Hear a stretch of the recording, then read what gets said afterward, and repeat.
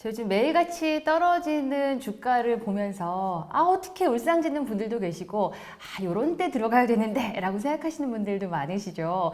그런 생각을 조금이라도 하셨다면 아마 오늘의 이분을 굉장히 만나고 싶다 생각하실 겁니다. 오늘의 출연자 메리츠 자산운용의 존리 대표님과 함께 이야기 나눠보겠습니다. 35년 전에요. 미국으로 건너가서 회계사로 일을 시작하셨습니다. 잘 사셨는데 돌연 한국에 돌아오셨어요. 그리고 펀드 매니저 일을 시작해서 15년간 코리아 펀드를 운용하면서 메리츠 자산운용의 대표로서 또 다양한 금융교육을 통해서 투자 교육, 이래서 우리에게 필요합니다라는 다양한 지식들, 의견들을 많은 사람에게 전하고 있는 역할을 하고 계십니다. 오늘 메리츠 자산운용의 존리 대표님과 어떻게 금융에 대해서 우리가 공부를 해야 될까요? 이런 여러 가지 얘기들 한번 나눠보도록 하겠습니다. 예, 어서 오세요. 안녕하세요. 안녕하세요. 정말 모시기 힘든 분인데. 그러니까요. 저희가 아주 적합한 시기에 모셨습니다. 사실 저도 주식 투자로 좀 실패를 봤는데 그 전에 만나 뵀으면 얼마나 좋았을까 하는 아쉬움이 드는 그런 분이시죠. 예. 네. 일단 오늘 존리 대표님께 정말 궁금한 게 여러 가지가 있는데요. 하나씩 한번 풀어서 질문을 좀 드리겠습니다. 먼저 우리 대표님 성함을 듣고 저는 맞아요. 처음에 미국 교포신가? 예. 이렇게 생각을 했었거든요. 근데 말씀을 들어보니까 대학교 때 미국으로 이렇게 떠나신 걸로 나오더라고요. 그렇습니다. 예. 왜 대학교를 자퇴하면서까지 맞아. 미국으로 가셨나요? 글쎄요, 그 전까지는 별 생각 없이 그 공부 열심히 해서 좋은 대학 가서 좋은 데 취직하면은 모든 게 잘 되겠지 하는 그런 막연함이었죠. 네. 그리고 아무도 나한테 그런 거 가르쳐 주지 않았고요. 어떤 라이프를 살아야 된다고 가르쳐 주지 않았고. 근데 대학교 2학년 때쯤 돼서 굉장히 많은 걸 깨닫게 됐는데요. 그러니까 공부 열심히 해서 좋은 대학 가서 좋은 데 취직하는 게 가장 부자가 되지 않는 방법이라는 걸 알았죠. 그래서 이건 내가 원하는 길이 아니었구나. 그래서 자퇴를 하게 됐고요. 그래서 이제 마침 누나가 미국에 있었기 때문에 좀 더 그런 뭐라 그럴까요? 질서를 벗어난다 그럴까요? 그래서 박스에 나오고 싶었어요. 그래서 저는 후회도 많이 했죠. 미국에 가서 생각하지 준비를 많이 안 하고 갔기 때문에. 근데 내가 이제 돌아보면 내 인생에서 가장 잘한 결정이 아닌가 싶죠. 혹시 그 미국에 딱 가셨을 때 이게 한국하고 달라서 너무 놀랐던 게 있다면 어떤 게 있을까요? 너무나 이게 저는 모든 게 다 생소했죠. 예를 들어서 이제 등록금 문제죠. 네. 그때 그 한 학기에 등록금이 18만 원이었어요. 18만 원이요? 네네, 한 학기에. 그때 연대 경제학과를 다녔었는데, 근데 미국에도 저는 비슷할 거라고 생각을 했고 가니까 그 당시, 그러니까 지금 돈으로 따져도 굉장히 크죠. 한 400만 원 정도 되는 거예요. 엄청나게 차이가 많이 예, 났네요. 그래서 네. 이거 내가 이런 걸 뭘 너무 준비를 안 했구나 그런 생각을 했는데 사실 누나가 엄청나게 큰 부자였어요. 네. 뭐 집에 풀장도 있고 뭐 테니스 코트도 있고 진짜 아메리칸 드림이죠.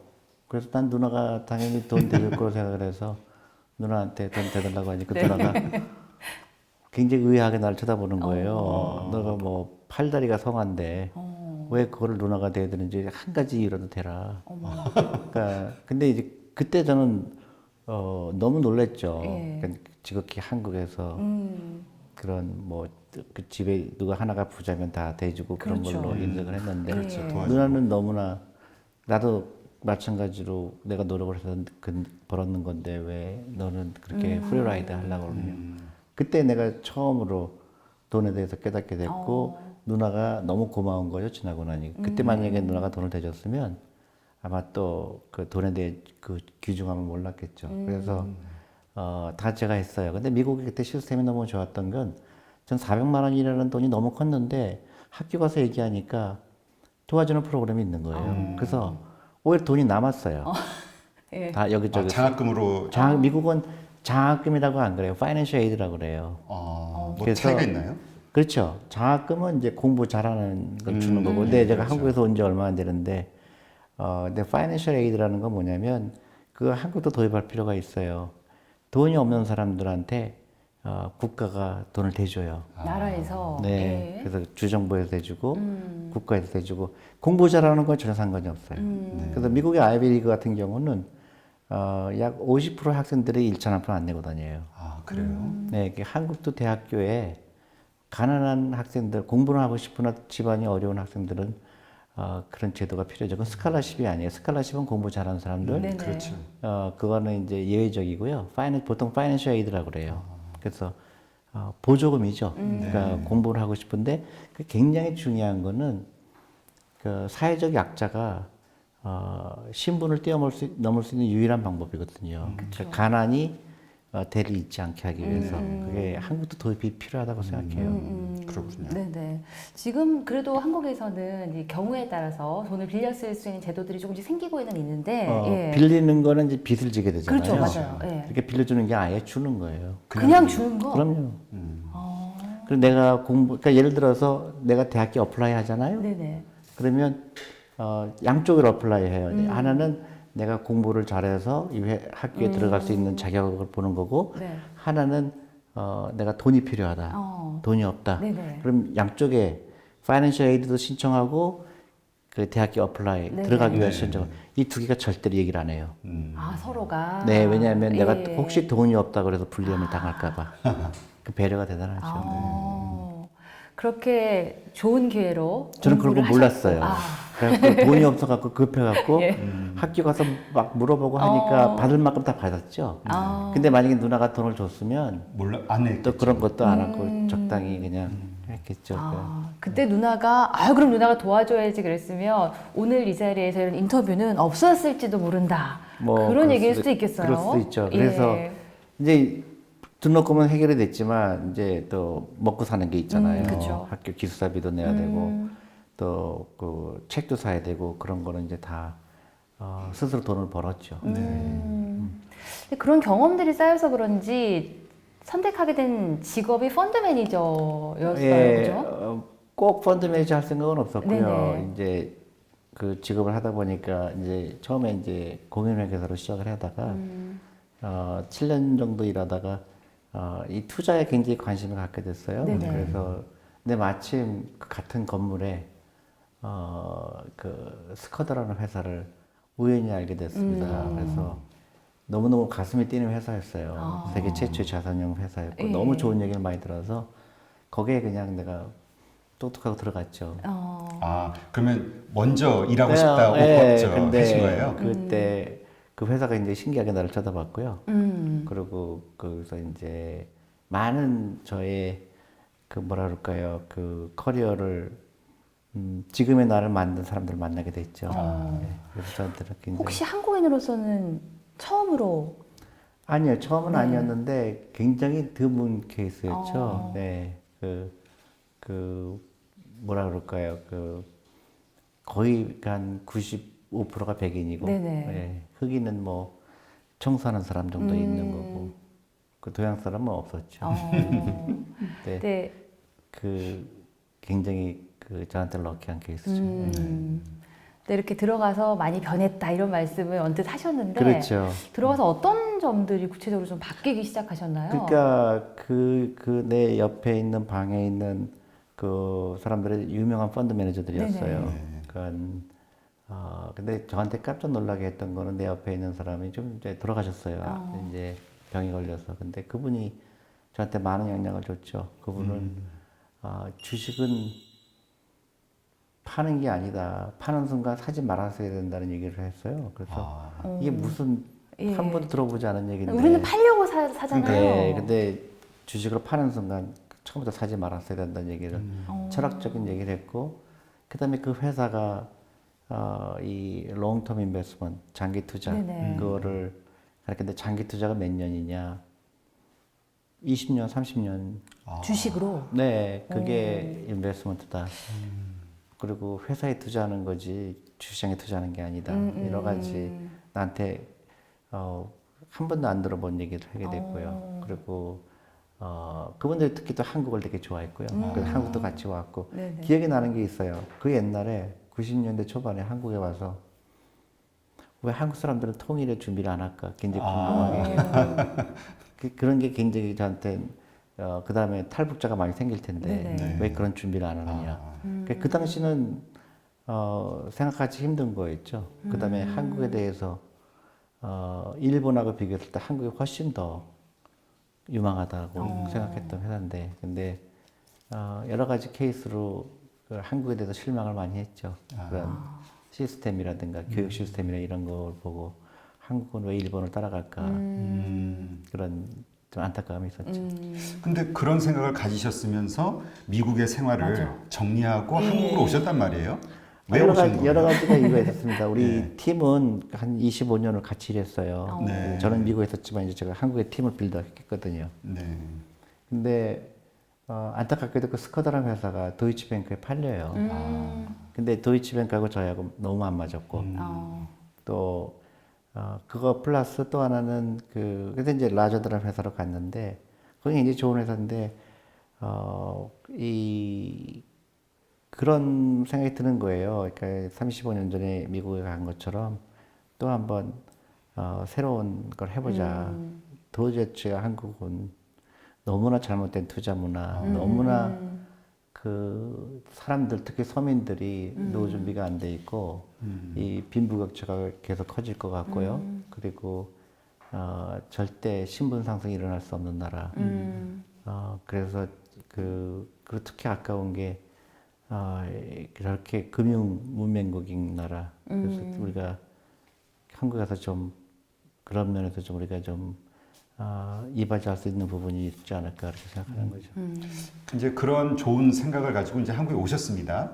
근데 와서 보니까 이럴 수가 하고 이렇게 놀란 게 있으실 거 아니에요? 가장 크게 놀란 게 있다면 너무 뭐가 많죠. 있을까요? 너무 많죠. 우리 직원들조차도 제가 메리츠 와서 직원들을 보고 깜짝 놀랐어요. 그러니까 미국의 자사운용사의 직원이면 대부분 노후 준비가 걱정이 없거든요. 금융회사의 직원들은? 그렇죠. 예. 그러니까 제가 이럴 때 내가 아까 얘기했던 스커더라는 회사라든가 도이치라든가 다 백만장자들이에요. 직원들이요? 네, 직원들이요.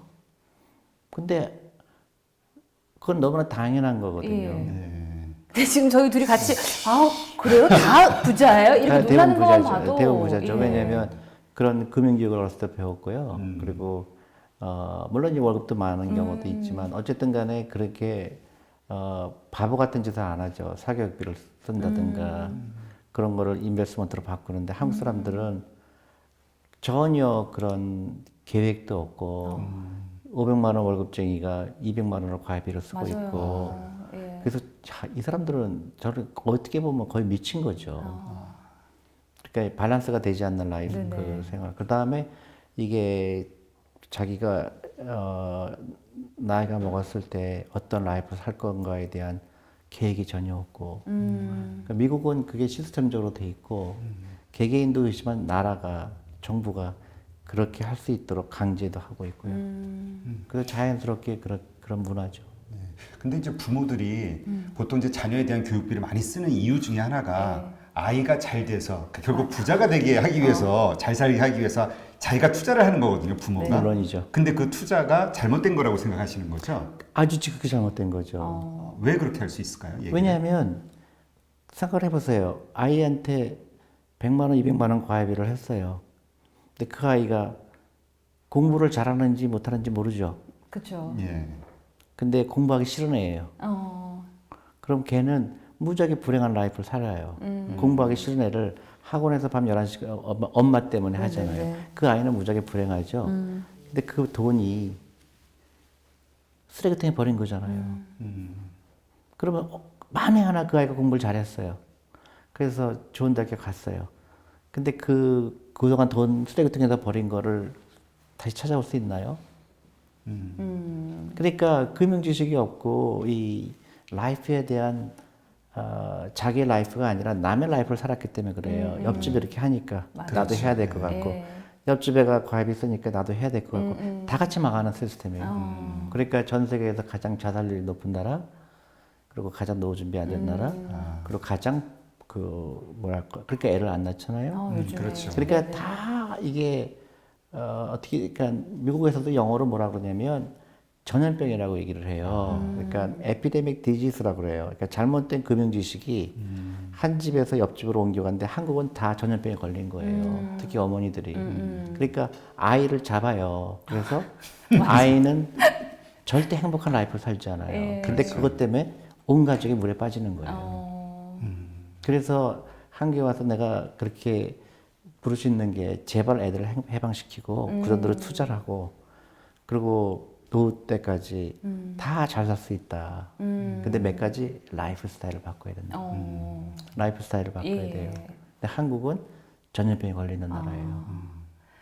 공감하지 않을 수가 없는 얘기들을 쫙 해주고 계신데. 네, 근데 네. 이제 나부터 바꿀 수가 없는 거죠. 확신을 못 하고 맞아요. 당장 우리 애가 공부 못하면 어떡할까 하는 불안감인데 절대 사교육 받는다고 공부 잘하지 않아요.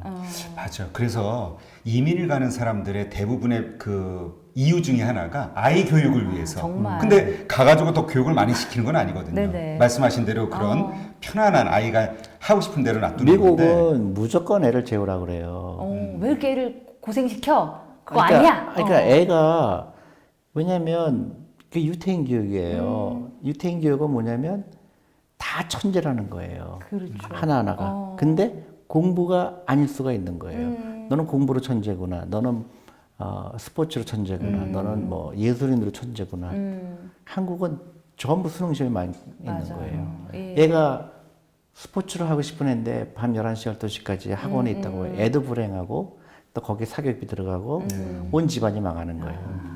그렇지. 이런 사고방식들이 금융 투자에도 사실 그대로 적용이 당연하죠. 된다는 생각이 예, 드는데 예. 우리 시작하면서 그 미국 가서 처음 들었던 말씀이 팔기 위해서 사지 마라 이런 말씀을 들었다라는 얘기를 하셨거든요. 근데 여러 가지 오해들이 있겠지만 한국인들이 주식에 대해서 뭐 금융 전반에도 그렇겠지만 특히 주식에 대해서 가지고 있는 가장 큰 오해 뭐라고 생각하십니까? 그러니까 어렸을 때부터 그 돈을 교육하지 않은 거예요. 그러니까 나는 너무 이해가 안 가는 게 아이들한테 그 돈 걱정하지 말고 그 공부만 열심히 하면 잘 될 맞아요. 거라고 네. 그거 거짓말이거든요. 근데 솔직히 아까도 말씀하셨듯이 공부 열심히 하는 이유가 뭐예요? 돈 부자 되기 위한 거 네네. 아니에요? 그렇죠. 잘 살도록. 근데 정말로 따져보면 공부 잘하는 애는 부자될 확률이 점점 낮아져요. 네. 아, 그런가요? 왜냐하면 공부 잘하는 애들은 아무런 그런 그러니까 모든 걸 시험으로 보려고 해요. 그러니까 시험으로 보는 게 뭐예요? 공무원이죠. 그렇죠. 그다음에 대기업 취직 시험입니다. 맞아요. 부자 아니에요. 남의 밑에서 일하려고 노력을 해요. 네네. 근데 그 공부 말고 다른 거 잘하는 애들은 시험 보는 거 말고 다른 건 다 잘해요. 그 부자들 확률이 크죠. 그래서 미국에서 백만장자들 모아놓고 알아보니까 공통점이 딱 하나가 있어요. 아, 뭔가요? 중고등학교 때 집이 어려서 돈을 벌어본 아이들이에요. 경험을 했던 사람들. 그렇죠. 돈을 거의 경험한 거예요. 근데 우리 한국 아이들은 대학교 졸업할 때까지 돈을 경험하지 못하거든요. 전혀. 예. 그러니까 대학교 나와서 이미 늦은 거예요. 그러니까 취직 공부하는데 옛날처럼 취직이 잘 안 되잖아요. 네네. 그러니까 좌절하게 되는 거죠. 그러니까 초등학교 때부터 아이들하고 돈 얘기를 해야 되는 거예요. 그래서 엄마 아빠가 월급이 이거고 그래서 이렇게 하면 아빠가 언제 은퇴할 거고 그러면 우리가 이런 경제적인 그 이런 조건인데 너는 어떻게 생각하니? 그래서 그러면 아빠 그러면 내가 돈을 좀 벌어야 되겠네요. 아르바이트 하겠네요. 자연스러운 건데 한국은 그런 교육을 전혀 안 하죠. 돈 신경 쓰지 말고 공부만 해 이렇게 그렇죠. 보죠. 그러니까 지극히 이상한 사회예요. 맞아.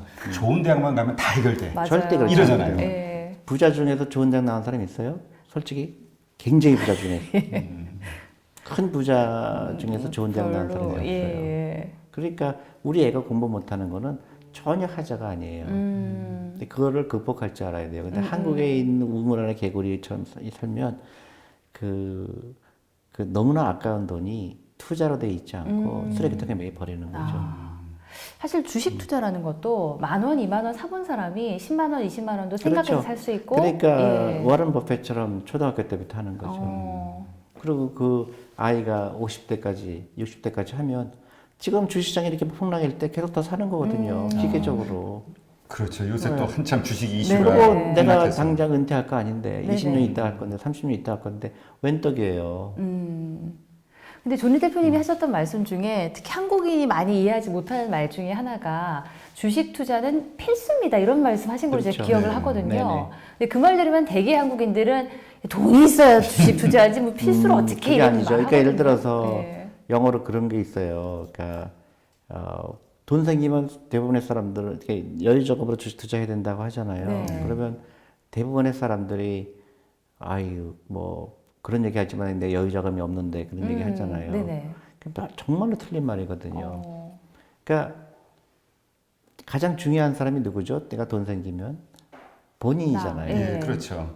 그러니까 미국에서는 그런 말을 많이 써요. Pay yourself first라는 말을 써요. 나부터 페이해라. 나부터 예를 들어서 내 노후가 제일 중요하니까 월급이 100만 원 들어오면 10만 원, 20만 원은 무조건 나를 위해서 써라. 그게 이제 주식 투자예요. 대부분. 예. 왜냐하면 내가 30년, 40년 투자할 거니까 그 돈이 나중에는 뭐 주식시장 올라갔다 내려갔다 반복하죠. 그렇지만 네. 저하게 올라가게 돼 있거든요. 네. 그러니까 그게 하고 나머지 돈 쓸 거 있으면 쓰고 없으면 쓰지 말아야 되는데 한국 사람은 다 쓰고 나서 자기한테 쓰려니까 없는 거예요. 예. 그러니까 엉터리죠. 그렇죠. 근데 그 말씀 중에 중요한 게 뭐냐면 다 쓰는데 보통 네네. 자식을 위해서 다 쓴단 말이에요. 맞아. 아까 하셨던 말씀처럼. 예. 최악이죠. 우선순위가 자식이거든. 네. 네. 그 아이는 그냥 절대 효도 안 해요. 네, 왜냐면 그렇죠. 돈을 너무 쉽게 얻거든요. 예. 진짜 효도하는 아이들은 엄마 아빠가 고생하는 걸 본 아이들이에요. 네. 그래서 나도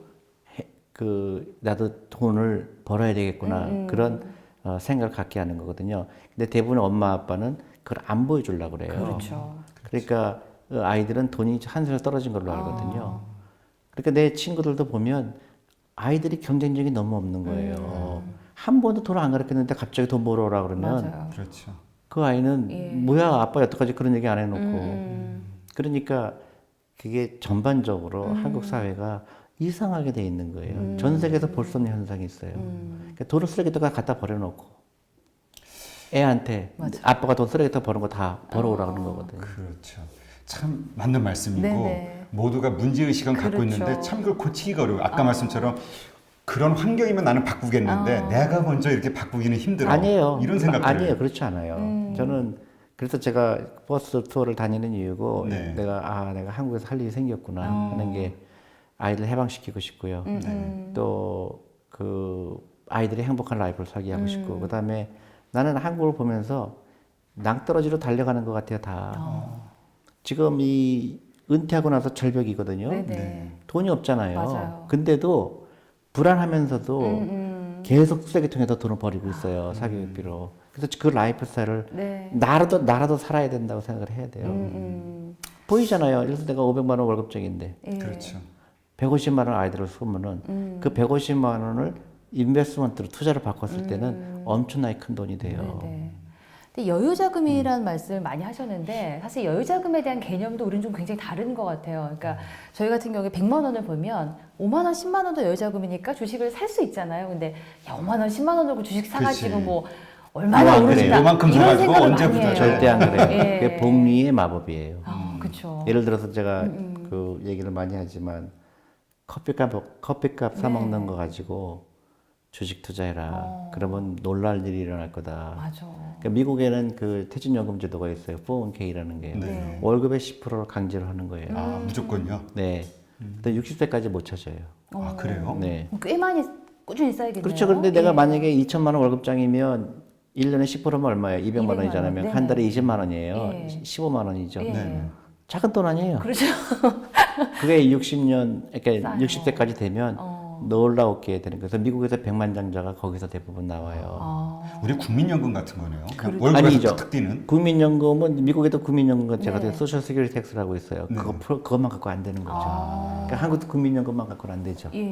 그러니까 그리고 이제 자기가 그러니까 결국 라이프 스타일이에요.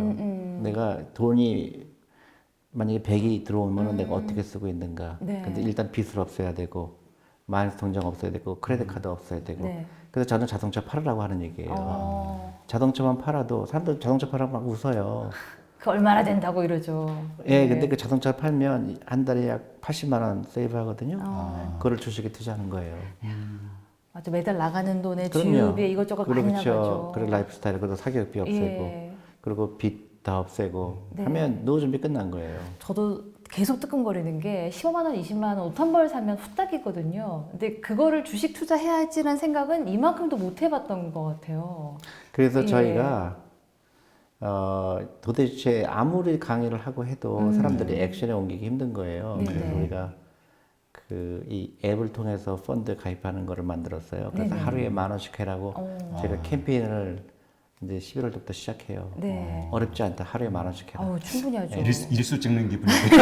그렇죠. 그리고 돈이 빠져나가게 하는 거예요. 네. 그리고 생일날, 아이 생일날, 그리고 내 생일날 물건 사지 말고 네네. 나한테 펀드를 사주는 거예요. 아이들 졸업식 때 펀드를 사주고. 네네. 그러면은 그리고 아이한테 같이 돈을 얘기하고, 그리고 투자를 같이 하고. 요새 같이 주가가 빠질 때 굉장히 좋은 거죠. 야, 내가 이 주식을 굉장히 눈여겨보고 있었는데 50%가 빠졌어. 그러면 너무너무 좋은 거 아니에요? 싸게 살 수 있으니까. 익사이행 하잖아요. 근데 사람들은 반대로 생각해요. 막 사고 싶다가 빠지니까 그때 안 사요. 사도 될까? 또 의심하죠. 그렇죠. 더 떨어질까 봐. 왜냐하면 맞아요. 그 회사를 보지 않고 시장을 봤기 때문에 그렇죠. 예. 이게 정말 중요한 말씀 같아요. 시장을 우리는 보통 예. 시장이 떨어지면 계속 하락할 것 같고 그렇죠. 근데 말씀하신 것처럼 회사 자체의 어떤 네네. 펀더멘털을 그렇죠. 믿고 알고 있는데 믿는다는 건 먼저 알아야 되잖아요. 그렇죠. 그래서 이게 아는 데서 딱 믿음이 생기는 건데 모르고 하거든요. 맞아요. 그리고 그러니까 저는 그 사람들이 착각하고 싶은 게 예를 들어서 10,000원이었던 주식이 5,000원 갔을 때 사람들은 심리가 4,000원 가면 어떻게 될까? 3,000원 가면 어떻게 될까? 맞아요. 그렇게 하거든요. 예. 근데 그거는 굉장히 아마추어인 게요. 네. 5,000원에 사고 10,000원에 사고 의미가 없어요. 20년 후에 100만 원이 돼 있는 거예요. 그럼 5,000원에 사나 10,000원에 사는 의미가 없잖아요. 근데 대표님이 말씀하시는 어떤 그 가운데서 그 확신하시는 게 복리의 기준이란 맞아요. 말이죠. 예. 근데 사실 복리라는 말이 많이 단어는 들었는데 잘 개념이 안 와닿거든요. 복리라는 게 적용됐을 때 네. 어떻게 돈이 크게 되는지. 맞아요. 예를 들어서 그 72룰이라는 게 있어요. 72. 이 70이라는 숫자예요. 네네. 네. 그래서 얼마나 내가 투자한 거가 빨리 2배가 되나의 그 계산 방법이에요. 네. 그러니까 그래서 내가 6%로 계산했을 때 네. 70을 6으로 나누면 12인가요? 네네. 12년 걸리는 거예요. 그 내 돈이. 근데 그 다음에 예를 들어서 내가 1,000만 원이 2,000만 원 되잖아요. 12년 네. 걸려서. 네. 그 다음에 6년이 걸려요. 2천만 원이 2천만 원이 4천만 원. 되는데. 그렇죠. 그 다음에는 또 3년이 걸리는 거예요. 그게 이제 복리의 무서움이에요. 그러니까 다시 얘기하면 예를 들어서 제가 그 강의할 때마다 퀴즈를 내요. 네. 한 사람은 와서 10억을 주겠다. 네. 네. 그 다음에 또 한 사람은 오늘부터 100원, 200원, 400원 한 달 줄게. 어느 걸 원하냐? 뭐 원하세요? 대개의 경우는 10억. 한 방에 뭐 받고 싶어 하죠. 10억. 예. 그죠? 근데 100원으로 해서 그렇죠. 뭐 2배 해봐야 한 달 네네. 얼마? 당연히 A가 아니에요. B가 얼마라고 생각하세요? 100원씩 해봐야 뭐 530억이에요. 530억이에요. 예. 100원으로 시작해서 200원, 400원, 800원. 복리로. 네. 그러니까 복리는 이렇게 하다가 이렇게 올라가요. 이게 그냥 두세 배 차이가 아니라 엄청난 차이를 그렇죠. 결과적으로 그러니까 가지고 있는 거죠. 워런 버핏은 그 원리를 깨달은 거예요. 그래서 11살 때 투자한 거예요. 그래서 대표님이 가장 바보 같은 지시, 그러니까 혹은 그 위험한 투자가 은행에다 예금하는 것이다. 간단하게 설명해 그렇게 드릴게요. 얘기해요. 주식에 투자하는 이유에 또 하나 설명할 수가 있어요. 네. 뭐냐면 가장 바보가 어떤 사람이죠? 돈을 땅에 묻는 사람이죠. 네네. 네. 그 죽었다 깨나도 안 늘죠. 안 예. 늘죠. 100년 기다려도 그대로 네네. 있죠. 제 바보죠. 네네. 근데 두 번째, 그러면 그 사람보다 조금 더 똑똑한 사람은 은행에 예금하죠. 그리고 은행에 얘기하면 은행에서 이자를 주잖아요. 네. 그러니까 좀 낫죠, 네네. 그거보다. 근데 은행 일이 얼마 안 되잖아요. 그러니까 은행에 예금하고 보다는, 근데 은행은 뭐예요? 사람들한테 예금 받아서 1년에 뭐 1%, 2% 주면서 그렇죠. 기업들한테 5%, 6% 맞아요. 빌려주잖아요. 예. 네. 그러면 내가 은행에 예금하는 것보다 은행 주식을 사는 게 낫죠. 그렇죠. 예. 내가 그런 논리가 성립이 되네요. 예. 근데 은행이 기업들한테 빌려주는데 그 기업은 5%, 6%로 빌려다가 10% 버는 거예요. 네네. 그러면 내가 기업에 투자하는 게 나은 거죠. 그렇죠. 그 원리예요. 근데 우리 사회에서는 막 연예인이고 뭐 기업가고 은행에 많이 저축한 사람들을 막 맞아. 발표하고 예. 상도 주고 칭찬하고 굉장히 잘하고 있는 듯한 느낌. 정말 선인 것처럼 네. 이야기하잖아요. 은행에다 예금하는 그러니까 은행 게. 예금이 제일 위험한 자산이죠. 제일 위험하다고요? 위험하죠. 일을 안 하잖아요.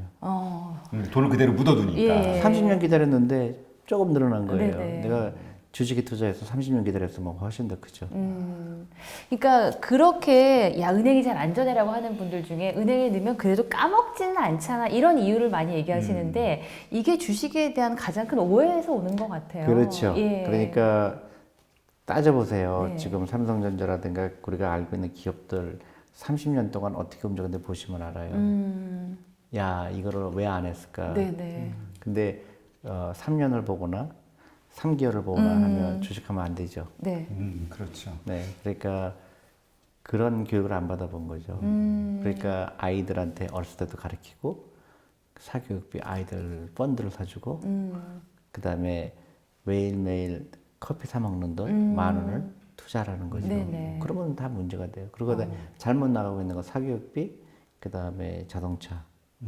한국처럼 자동차가 필요 없는 나라가 없는데 교통이 너무 좋잖아요. 그렇죠. 예. 근데 다 자동차를 갖고 있는 게 너무 이해가 안 가요. 근데 요새 또 트렌드가 욜로족이라고 그래가지고 막 현재 인생을 즐기며 맞아, 살자 맞아. 이런 그 분위기가 막 살아나면서 그게 이제 그런 거죠. 네. 그러니까 나는 부자가 될 수 없다고 포기를 해서 그래요. 그냥 있는 동안에 네, 맞아. 그러니까 어차피 나 부자 될 거 아닌데 그렇지 않다는 거예요. 부자 될 수 있다. 아, 그렇죠. 누구나 부자 될 수 있어요. 그래서 제가 책을 하나 또 쓰려고 그래요. Yes, you can. 할 수 있다. 왜 제발 좀. 그리고 이 부자들의 공통점이 뭐냐면 긍정적인 생각이에요. 나도 부자 될 수 있다. 네네. 내 라이프 스타일만 바꾸면 돼요. 왜 우리 한국 사람들은 모두가 인정하지만 굉장히 급하잖아요. 그렇죠. 빨리 뭔가 눈앞에 봤으면 좋겠고 이런 것들이 주식 투자에도 굉장히 큰 영향을 영향이죠. 미치다 보니까 이 장기 투자라는 게 주식 시장에 가면은 참 한국인에게는 어려운 숙제 같은 게 되는 것 같아요. 아니, 미국도 그래요. 아, 미국도 그래요? 데이 트레이드 하는 예. 사람 많고요. 근데 이제 기관 투자가들이 많고 미국은 네. 또 대부분 주식이나 펀드에 투자하는 이유를 노후 준비라고 생각하는 그런 게 이제 많고. 근데 미국도 마찬가지예요. 미국도 30년 전에는 한국과 비슷했어요. 네네. 근데 정부가 이랬다간 큰일 나겠다. 돈을 감정적으로 대하면 안 된다. 네네. 그래서 강제로 1980년에 이 401k라는 걸 만들었어요. 미국 정부가. 그래서 월급을 강제로 주식에 투자하게 하고 못 찾게 하고 네네. 세금 혜택 주고요. 이제 한국도 이제 그런 시스템을 만들어야 되는 거죠. 예. 그러니까 그래서 처음부터 하면 어려우니까 하루에 10,000원씩 하자. 네. 그래서 저희가 그런 캠페인을 하고 있는 거죠.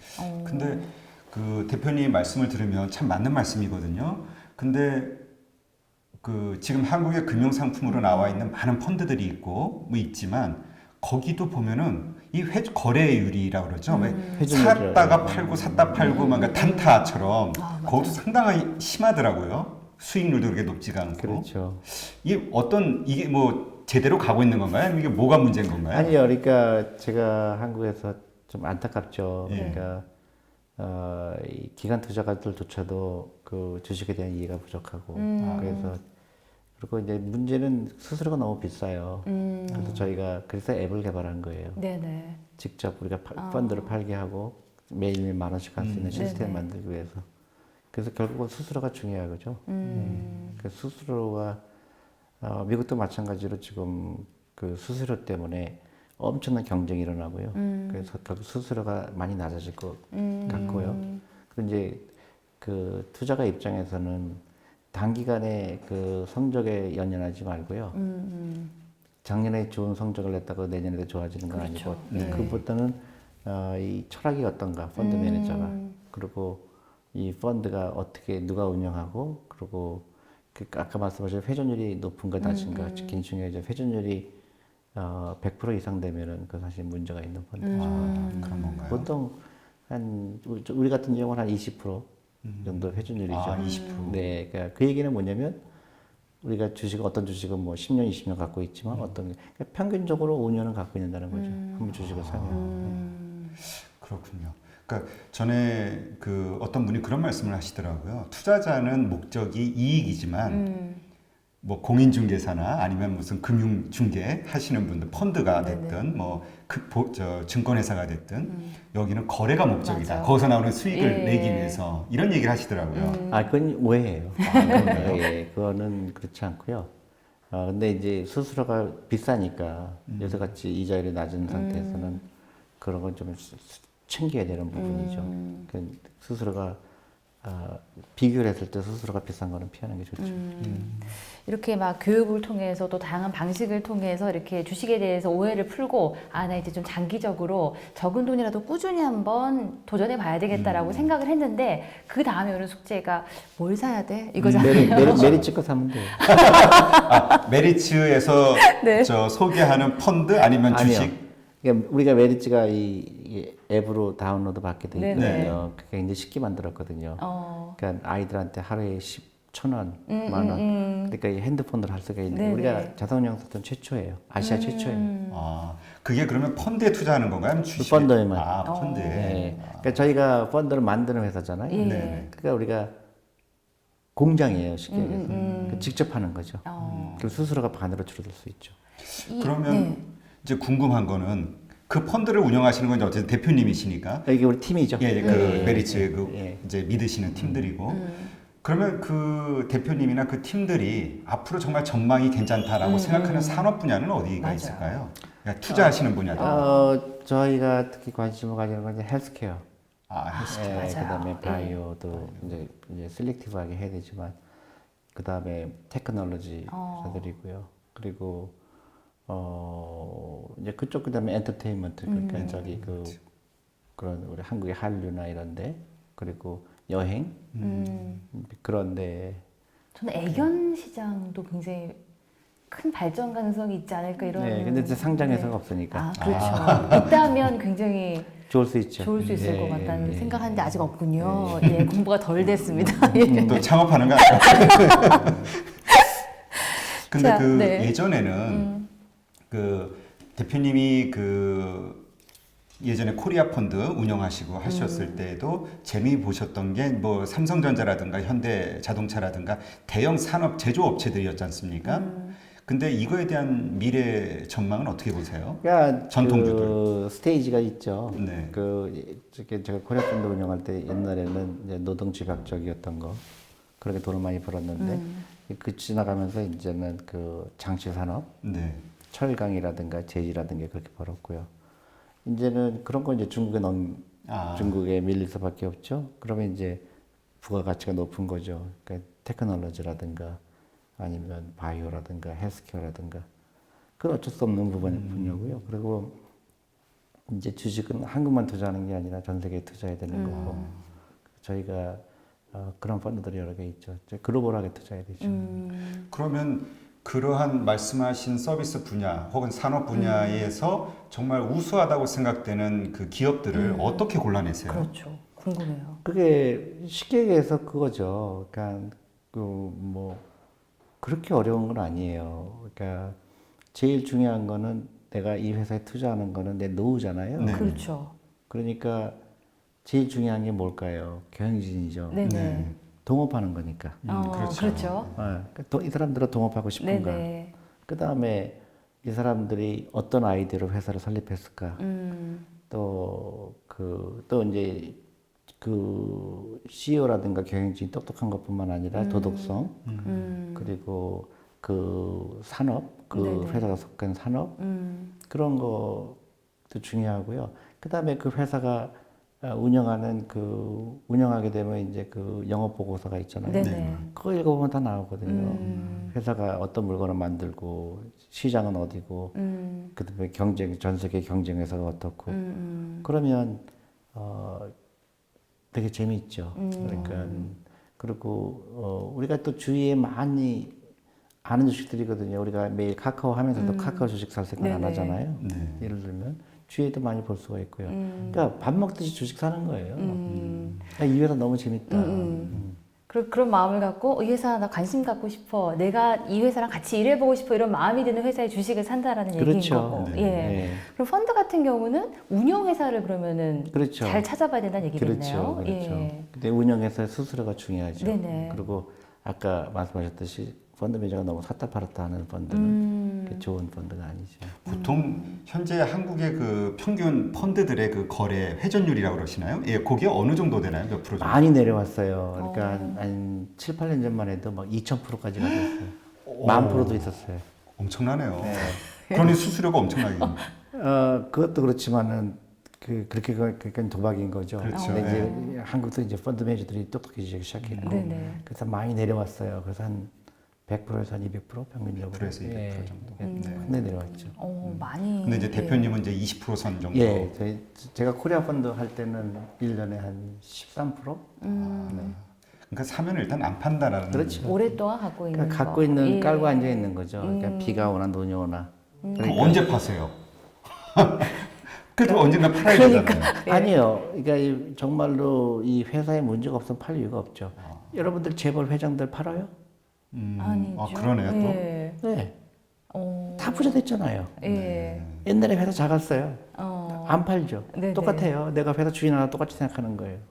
어. 근데 오히려 재벌 회장은 회사가 나빠져도 못 팔죠. 네네. 우리는 더 나빠지면 프리덤이 확 있죠. 팔아버리죠. 예, 그러니까 예를 들어 정말 이 회사가 문제가 된다 예. 그러면 팔 수 있잖아요. 훨씬 유리하죠. 대신에 그 재벌 회장 같이 생각하는 거죠. 난 안 판다. 예를 들어 요새 주식 폭락하는데 회사 주인들이 파나요? 안 팔아요. 들어보니까 또 그러네요. 예. 근데 저희가 이제 빨리 은퇴하고 또 남아있는 시간이 길어지면서 점점 은퇴 후에 나 어떻게 해야 돼? 말한 것처럼 이제 우리 자식들한테 올인하다 보니까 갑자기 내 인생이 너무 길어진 거예요. 그래서 은퇴에 대한 고민들을 굉장히 많이 하는데 그것에도 가장 좋은 방법도 역시 주식이다. 그렇죠. 예. 근데 제일 먼저 내가 60에 은퇴한다 그러면 네. 얼마 정도 돈이 필요할까? 그거 생각해 보셨어요? 저 한 4, 50년은 더 살 것 같아요. 그러니까요. 그러니까 예. 내가 30, 40년. 내가 은퇴할 때 어느 정도 돈이 필요할까 생각해 보셨어요? 구체적으로는 생각 못 해본 것 그러니까요. 같아요. 이게 한국이 안 심각한 해보죠. 문제예요. 내가 봤을 때 지금 내가 당장 은퇴한다 그러면 약 15억 정도 필요해요. 예. 15억 정도 캐시가 필요해요. 캐시로. 네, 그렇죠. 아파트에 있어도 다 돈 빚이 있잖아요. 그렇죠. 그러니까, 예. 그러니까 거기에 포커스를 맞춰야 돼요. 그러니까 내가 은퇴했을 때 대략 내가 60세 하면 90세 죽는다고 치면 30년을 살아야 되는데 얼마 정도 돈이 이제 4% 룰이라는 게 있어요. 네. 그러니까 그 계산하기 힘들면 예. 내 라이프 스타일을 봤을 때 1년에 내가 3천만 원 필요한지 얼마의 돈을 쓰는지. 예, 내가 그래서 그걸 역으로 계산하는 거예요. 네네. 그게 약 4%가 돼야 돼요. 그러면 30년 살 수 있어요. 그러니까 내가 10억 있으면 네네. 한 4천만 원이 1년에 내 생활비인 거예요. 그러니까 10억은 무조건 있어야 내가 죽을 때까지 문제 없이 살아요. 근데 10억이 대부분 없죠. 네네. 네, 그러니까 심각한 거예요. 그래서 지금부터 그 목표를 가지고 그러니까 네네. 줄일 수 있는 부분 내가 사교육비, 자동차 이런 주기라는 얘기죠. 그거를 모르고 그냥 살면 딱 은퇴했을 때 빚이 더 많은 경우도 있어요. 그럼요. 네. 예. 그러면 무지하게 잘못된 라이프 사는 거죠. 그러면 이제 말씀만 들어도 좀 약간 아찔한데요. 맞아요. 무서워져요. 왜냐면 준비를 안 했거든요. 예. 당장 그러니까- 지금 은퇴하고 얼마 쓸 것 같아라는 거에도 답이 딱 안 나오잖아요. 그게 지금부터 예. 해야 되는 거죠. 항상 오늘 같을 것 같아서. 그래서 한국의 그 노인층의 빈곤층이 50%가 넘어요. 네. 그 전 세계에서 가장 높아요. 그래서 자살률이 제일 높은 이유가 맞아요. 그런 겁니다. 예. 그래서 그 자기가 플랜을 짜야 돼요. 그래서 그 금융 문명에서 벗어나야 되고 나라도 변해야 되고 우리 아이라도 먼저 해방시켜야 돼요. 많은 사람들이 그래요. 우리 애가 학원 안 가면 집에서 뭐 해요? 집에서 자는 게 제일 좋아요. 절대로 걔가 뒤떨어지는 거 아니에요. 근데 우리 엄마들은 애를 갖다가 완전히 그 자기의 그 부속품으로 생각하고 자기가 옆집에 자랑하기 위해서 아이들을 이용하는 것뿐이 아니죠. 그럼 이제 지금 말씀하신 것처럼 금융의 문맹 상태에서 벗어나야 된다 말씀을 하시는데 부모가 됐든 자녀가 됐든 자 벗어나기 위해서 구체적으로 어떠한 교육을 뭐 받거나 해야 됩니까? 글쎄요. 그러니까 저는 이제 그래서 제가 학교에 가서 많이 강연을 하거든요. 네. 근데 아직 갈 길이 멀죠. 그러니까 학교에서도 돈을 가르쳐 줘야 되고 투자 클럽을 활성화해야 되고 그래서 제가 지금 그 아이들 투자 클럽을 결성을 했어요. 그래서 전국에서 중고등학생들 투자 클럽에서 내가 진짜 돈을 운영하게 하려고 그래요. 1,000만 원을 줘서 그 돈으로 아이들이 운영하면서 아 주식을 이렇게 하구나. 그 다음에 어렸을 때부터 돈을 배우고 그게 이제 확산되기를 바라고요. 그리고 그 다음에 제가 특히 이제 다문화 가정이라든가 이런 아이들한테 무슨 물건을 사주거나 이런 거 안 하고 네. 계좌를 열어줘서 내가 5만 원, 10만 원 넣어주고 그 돈으로 너도 이제 그 사탕 사 먹지 말고 그런 게임 같은 거 사지 말고 그걸로 투자를 해라. 그래서 워런 버핏 같은 그 꿈을 가지게 하는 거고요. 이제 그다음에 이제 주부 투자 클럽을 만들어서 주부들이 전염병 걸렸기 때문에 옆집에 옮기면 안 되거든요. 네. 전염병 걸려 있거든요. 네, 그렇죠. 정말 전염병 걸려 있어요. 그래서 그 전염병을 깨지 않으면 네. 대한민국 미래가 없거든요. 왜냐면 그 엄마가 그 아이들한테 그렇죠. 똑같은 잘못된 지식을 예. 했기 때문에. 그래서 그리고 또 토요일마다 아니 매달 첫 번째 토요일은 저희가 아이들하고 부모들 같이 와서 주식 강연을 해요. 그래서 굉장히 많이 오시고 실제로 변하시는 분들도 있고 그래서 그게 이제 작은 씨앗이 되겠지만 그렇게 될 거라고 생각하고요. 그리고 책들이 많아요. 그 12살의 부자가 된 키라라는 책이 있어요. 그게 그 굉장히 좋은 책이에요. 그 아이들한테 주식 투자를 가르쳐 주고 돈을 일하는 게 하는 거고 돈의 노예가 되지 말아라. 돈이 너를 위해서 일하게 해야지 네가 돈을 위해서 일하면 안 된다. 예. 그런 걸 가르쳐 주는 거죠. 그러면 일단 대표님 생각에는 아이들이 됐든 아니면 성인이 됐든 일단 올바른 투자 방법을 안 다음에 그 방법에 따라 일단 주식 투자를 시작해 보는 것 자체로 일단 교육은 무조건 해야죠. 된다는 예, 아까도 말씀드렸듯이 우리 자본주의 사회에 살고 있잖아요. 자본주의 사회에서는 월급쟁이는 절대 부자가 안 되죠. 그렇죠. 예. 근데 한국 교육은 취직하라고 가르치잖아요. 네. 대기업에 들어가야지 성공하는 절대 것처럼. 부자 안 돼요. 예. 그러니까 좋은 공부를 잘해서 좋은 대학 가서 대기업에 취직하라는 등식은 가장 잘못된 부자가 절대로 안 되는 방법이죠. 그러면 지금 월급쟁이 생활하고 있는 뭐 대다수의 사람들이 네네. 이 셀러리맨이지 않습니까? 이 사람들은 부자 될 수 없는 건가요? 그러니까 주식 투자하는 방법이죠. 그러니까 월급의 10%를 떼어서 주식에 투자하면 그 돈이 일을 한다는 거죠. 자기도 이제 자본가가 되는 거죠. 자본가가 되는 거죠. 그게 처음엔 작지만 아까 복리에 있잖아요. 네네. 나중에는 20, 30년 지나면 그 돈이 훨씬 커요. 월급하고 내가 월급은 별로 중요하지도 않아요. 그러면 월급이 용돈이 되는 거예요. 그렇죠. 예. 그렇게 돼요. 그러니까 저러한 어떤 마인드를 갖기 위해서는 정말 자기가 잘 알아야 되고 맞아요. 자기가 생각이 딱 예. 그 제일 중요한 바뀌어야 거는요, 되는데. 그거예요. 철학이에요. 예, 그러니까 투자 철학. 주식은 샀다 팔았다 안 한다는 거를 철저하게 알고요. 근데 주식은 내가 그 주식시장에 투자하는 게 아니라 회사에 투자하는 거다. 그리고 그 단기적으로는 주식은 올라갔다 내려갔다는 반복할 거다. 네네. 그중 결국은 올라갈 거다. 그러한 몇 개 믿음이죠. 그러니까 주식은 무조건 해야 되는 거고 왜냐하면 내 자본이 일을 하는 방법이 아까 얘기했듯이 제일 바보가 땅에 묻는 것처럼 네.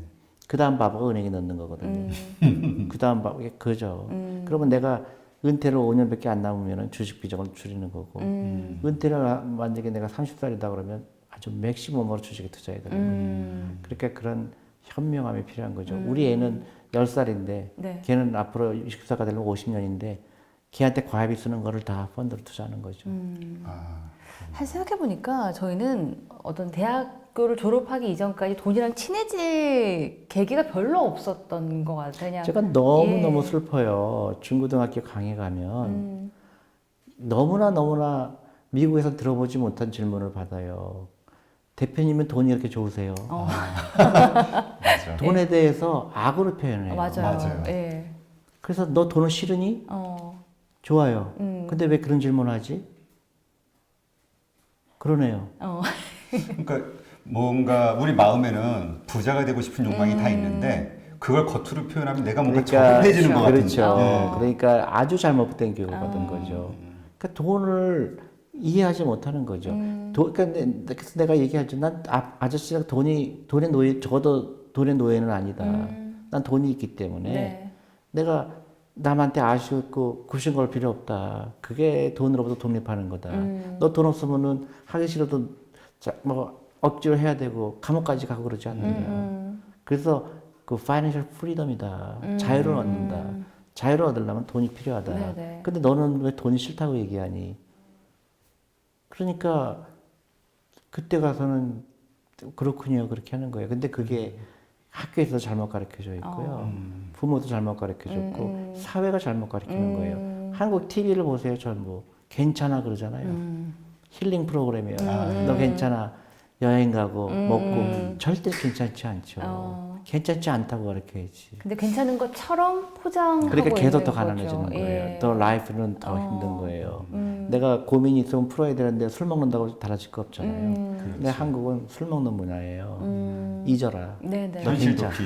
맞아. 너 괜찮아. 예. 그러니까 맨날 먹방이 나오고 아 그러네요. 또 이유가 또 그렇게 나가요. 나는 너무너무 한국 TV가 이해가 안 가요. 저렇게 왜 쓰라고만 할까? 왜 투자라는 걸 안 가르쳐 줄까? 네네. 투자는 전부 그래프 보고 주식 투자 뭐 맨날 매일매일 그냥 걱정거리만 만들어주고 예. 대부분 주식 투자만 안 된다고 그러고 굉장히 내가 볼 때 안타까운 거예요. 왜 저렇게 라이프를 살을까? 네네. 그리고 다 할 수 있는데 라이프 스타일 각각 사교육비간만 끊어도 엄청나게 다 디프런 라이프가 기다리고 있는데 일단 애는 행복하잖아요. 네. 그러니까 우리가 주식을 사고 거기 맨날 그래프를 보고 이렇게 하면은 뭐 돈 벌려고 막 정신이 팔렸어라든가 그러니까 부정적인 의식만을 갖고 있는데 제대로 접근할 수 있으면 주식에 오해를 조금 그렇죠. 바꿀 수 노준비는 있다면 재테크가 아니에요. 라이프 스타일이에요. 음. 내가 어떤 라이프 스타일을 살 거냐. 네네. 꾸준하게 해서 내가 노인 돼서 은퇴했을 때도 내가 음. 그 돈으로부터 자유로운 라이프를 살 거냐. 네네. 그냥 막 그냥 싸워서 아이를 갖다가 그냥 막 잡아갖고 그냥 그 사교육 써서 뭐 그냥 수능 시험 잘 보게 해서 다 그냥 물에 빠지는 라이프를 살 거냐. 초이스인 거예요. 예. 사실 저는 오늘 이제 대표님 만나러 오면서 어떻게 하면 주식으로 돈 좀 잘 벌까요? 제가 종목 들어가려고 그랬죠. 언제 사야 됩니까? 이런 거를 좀 파서 질문을 해보고 싶어 이런 생각을 가졌는데 그런 이제 어떤 근시안적인 게 아니라 돈에 대한 철학을 바꾸는 그렇죠. 게 제일 중요하다라는 것을 꾸준히 그리고 말씀하시는 것 주식에 같아요. 투자하는 예. 이유 내가 자본주의가 되는 거고 그다음 그 기업에 투자하고 네네. 그 기업의 가치가 올라가면 주식 가격이 따라 올라가실 네네. 거고 그런 여유로움이죠. 그러면 뭐 요새 주식시장이 어렵고 내려가고 그 나하고 상관없는 네. 일이에요. 그리고 나는 매일 사기 때문에 더 싸게 살 수 있는 권리가 있는 거고. 뭐 지금 계속 여러 차례 이야기를 하셨지만 정말 제대로 된 주식 투자 문화를 갖도록 하기 위해서 다시 한번 좀 반복을 해주시면 올바른 그 투자자가 가져야 될 마음가짐 혹은 습관 뭐가 있을까요? 그거죠. 그러니까 주식 투자는 내가 기업에 투자한다는 믿음. 기업에 투자한다. 그러고 그 주식 투자는 목적이 1, 2년이 아니고 내 노후다. 그러니까 뭐 나이에 따라 틀리겠죠. 뭐 20년이 될 수도 있고 10년이 될 수 있고 30년이 될 수 있고 그다음에 언젠간 주식은 오른다라는 믿음이고요. 그다음에 그런 이제 프랙티컬하게 네. 그 내가 마음이 흔들리거든요. 또 주식시장이. 그럼요. 그렇죠. 이런 상황 주식 막 폭락하고 이러면. 그러니까 안 보는 거예요. 놀러 가는 거예요.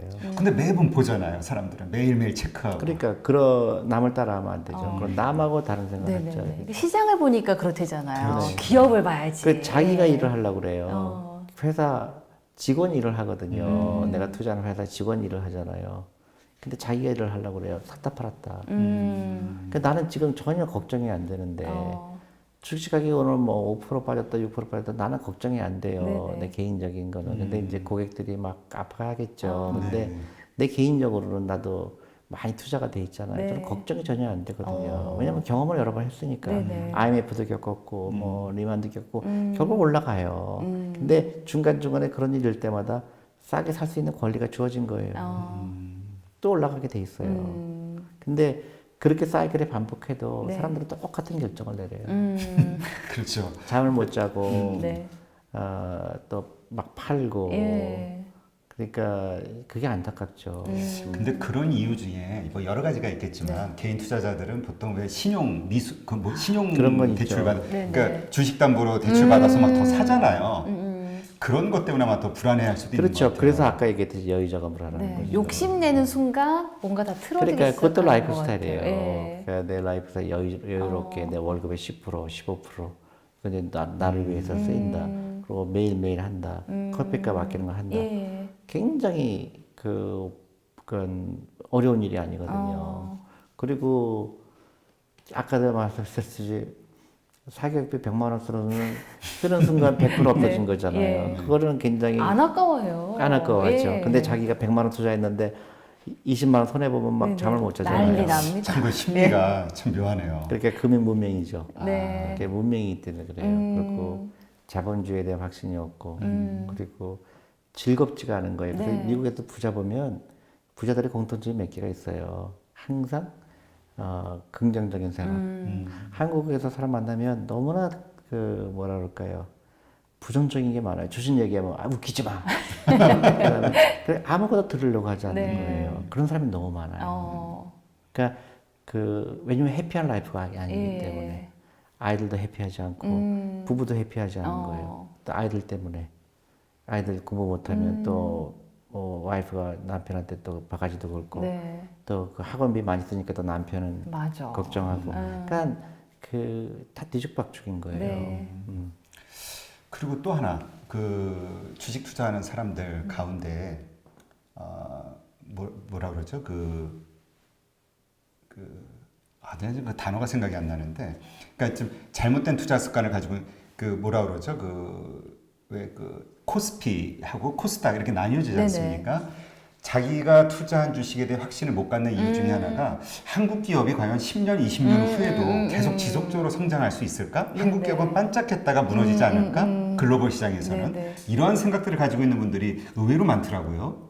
이러한 분들에게 대표님께서 해주실 말씀이 있다면 그러니까요. 뭐가 있을까요? 그러니까 뭐 그건 너무 일반화시킨 얘기고요. 네. 그 과거 20년 보면은 뭐라 그럴까요? 굉장히 오른 주식들이 많잖아요. 네. 다 튼튼한 거거든요. 네. 근데 그것도 부정적인 생각이거든요. 그러니까 찾아볼 생각을 해야 될 거잖아요. 네. 예를 들어서 우리가 투자하는 회사 한 5, 60개 되는데 다 돈을 잘 벌고 있거든요. 네. 바이오라든가 헬스케어라든가 너무 잘 벌고 있어요. 네. 근데 너무 일반화시키는 거 아무거 안 되겠지. 안 되는 거에 또 너무 깊이 빠져서 이래서 안 돼라는 그렇죠. 너무 급한 그러니까 부정적인 결정. 생각이 예. 있는 거예요. 긍정적인 그런 걸 찾을 생각을 해야 되는데 네네. 그리고 또 하나는 이제 뭐냐면 남이 돈 벌기 싫은 거예요. 그러니까 남들도 돈 못 벌게 하고 싶은 거예요. 그런가요? 그럼요. 그게 이제 전염병. 같이 망하고 싶어. 전염병이죠. 그러니까 나 혼자 망하지 않고 같이 망하면 마음이 편하거든요. 네. 그게 한국의 가장 바보 같은 거예요. 그러니까 내가 사교육비 써도 옆집도 같이 쓰면 마음이 편한 거예요. 네네. 근데 1년에 1억 버는 사람이 200만 원 과외 쓰는 거와 500만 원 월급쟁이가 200만 원 과외 쓰는 거가 너무 안타까운 거죠. 네네. 그러면 빈부격차는 벌어질 수밖에 그렇죠. 없죠. 예. 그러면 대표님도 자녀분이 있으시잖아요. 자녀분들한테 어떤 사교육이라든가 이런 거 전혀 시키지 않으셨나요? 아니요, 뭐 이런 건 있었어요. 그러니까 장난이죠, 장난 수준이죠. 뭐 여름방학 때 SAT 학원 저기 한 달에 200불 내고 그러는 거, 그 정도 했죠. 근데 저는 한국은 미쳤다고 생각해요. 이게 결국은 다 그런 것 같아요. 나만 들여다보고 내 입장에서 무엇을 해야 될 것인가를 결정하면 그렇죠. 되는데 자꾸 남의 집 들여다보면서 그렇죠. 우리도 이 정도는 써야지 그렇죠. 부모로서 하는 예. 것 같은 생각이 그렇게 드니까 옆집에서 차가 있으면 나도 예. 있어야 되는 것처럼 맞아요. 하고요. 옆집에서 네. 아파트가 큰 거 있으면 나도 큰 거 있어야 되고. 그러니까 자기가 뭐가 필요한 거에 대한 생각이 없는 거죠. 네네. 그게 이제 아까 얘기했듯이 전염병인 거예요. 네네.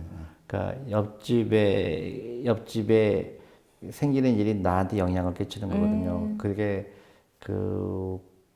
그게 너무나 한국은 그게 많은 거예요. 그러니까 그 전염병에 비유하는 네네. 거죠. 그래서 그 아줌마들끼리 못 만나게 해요.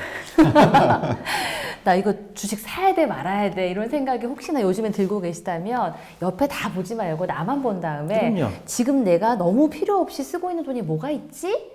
그게 있으시다면 그 돈을 줄여서 주식 투자를 해라. 옆집이 뭐 30만 원 산다고 나도 산다. 이거는 잘못된 투자다. 그렇죠. 얘기를 하시는 그러니까 거죠. 예. 소비를 투자로 바꾸는 생각이 굉장히 중요하고요. 일단 내가 그냥 파이낸셜 피트니스라고 그래요. 네. 그러니까 우리가 몸을 만들기 위해서 건강하기 위해서 매일 운동하잖아요. 네. 그래서 내가 그 피트니스 센터에 가잖아요. 네. 똑같아요. 파이낸셜 피트니스도 내가 건강한가, 네.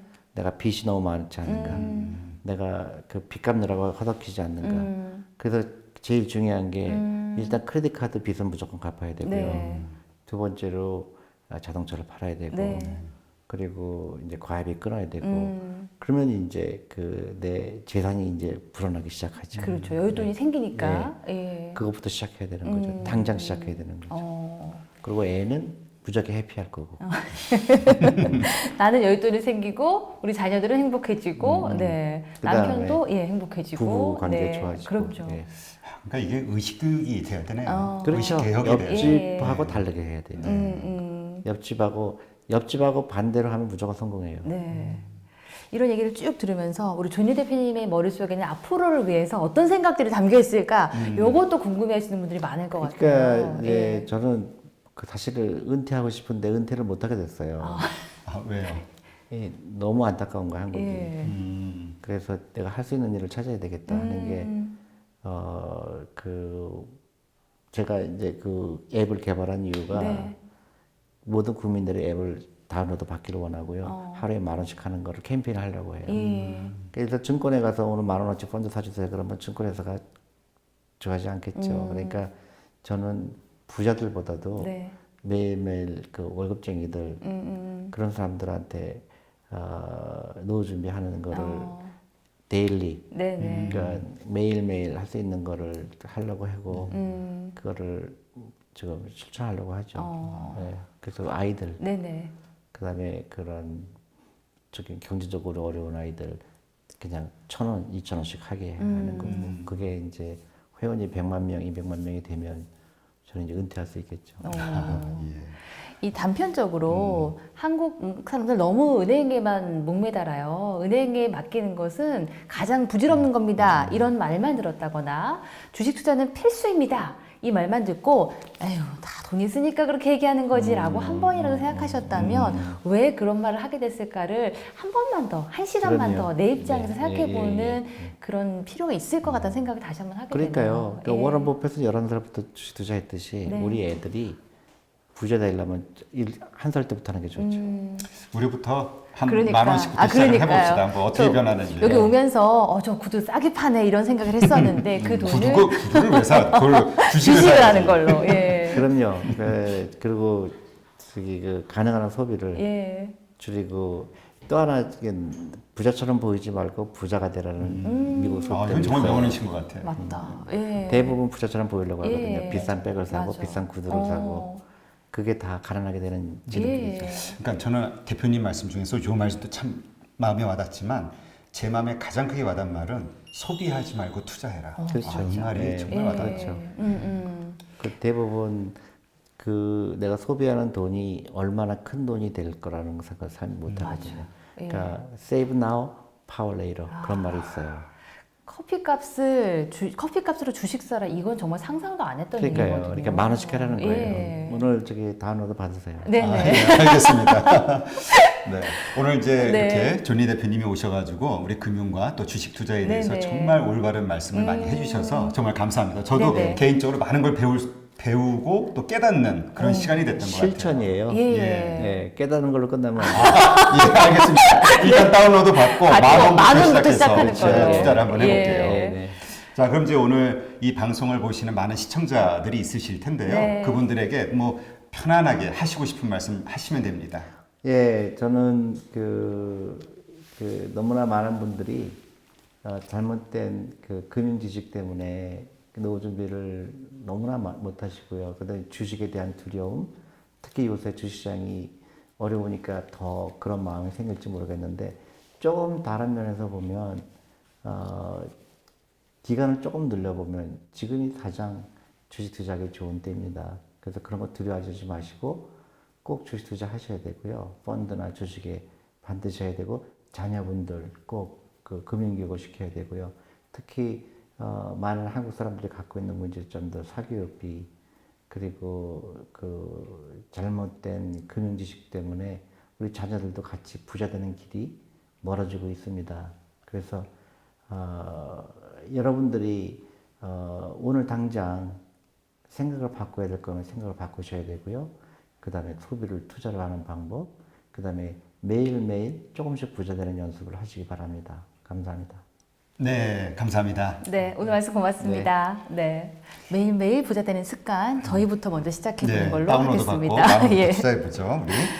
자, 우리 우스갯소리입니다만은 창조주의 건물주다 이런 얘기 가끔 할 때 있잖아요. 네, 그래서 그렇죠. 야, 빌딩 하나 있었으면 좋겠다. 이런 고민들 가끔 하게 될 때 있는데요. 다음 출연자분이 1998년에 창업한 대형 부동산 중개회에서 원빌딩의 초대 대표 이사이자 원빌딩 연구소의 대표이신 김원상 대표님을 모시고 저희가 이야기를 나눠보도록 하겠습니다. 네. 물론 이 돈에 대한 철학을 바로 갖고 그 다음에 주식이든 빌딩이든 접근하는 걸로 하겠습니다. 네. 그리고 다음번에는 어떤 얘기를 더 들을 수 있을지 같이 한번 얘기 나눠보도록 하겠습니다. 네, 감사합니다. 고맙습니다.